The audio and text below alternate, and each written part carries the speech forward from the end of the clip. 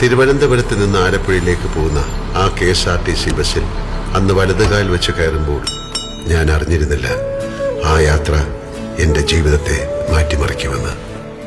മഞ്ഞിൽ വിരിഞ്ഞ പൂക്കൾ എന്ന സിനിമയിൽ അഭിനയിക്കാനുള്ള അവസരം തേടി പോവുകയായിരുന്നു ഞാൻ.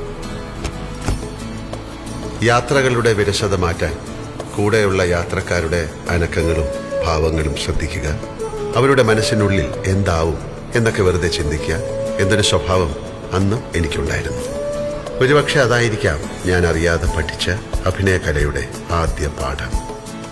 ആലപ്പുഴ ബസ് ഡിപ്പോയിലിറങ്ങി നവോദയ സ്റ്റുഡിയോയിലേക്ക് നടക്കുമ്പോൾ ആ ആനവണ്ടിയും അതിലെ മനുഷ്യനും എനിക്ക് ആശംസ പറയുന്ന പോലെ തോന്നി. അഭിനയ പരീക്ഷ കഴിഞ്ഞ് ഞാൻ മടങ്ങിയതും പ്രിയപ്പെട്ട ആനവണ്ടിയിൽ തന്നെ. പോയ ഞാനല്ലായിരുന്നു തിരിച്ചു വന്നത്. പിന്നീടുള്ള മോഹൻലാലിന്റെ ജീവിതം എന്നേക്കാൾ നിങ്ങൾക്കറിയാം.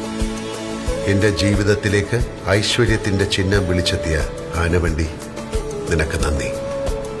ഇതുപോലുള്ള ശുഭയാത്രകൾ സമ്മാനിക്കാൻ മലയാളിക്കൊപ്പം KSRTC എന്നെന്നും ഉണ്ടാകട്ടെ എന്ന് ഞാൻ പ്രാർത്ഥിക്കുന്നു.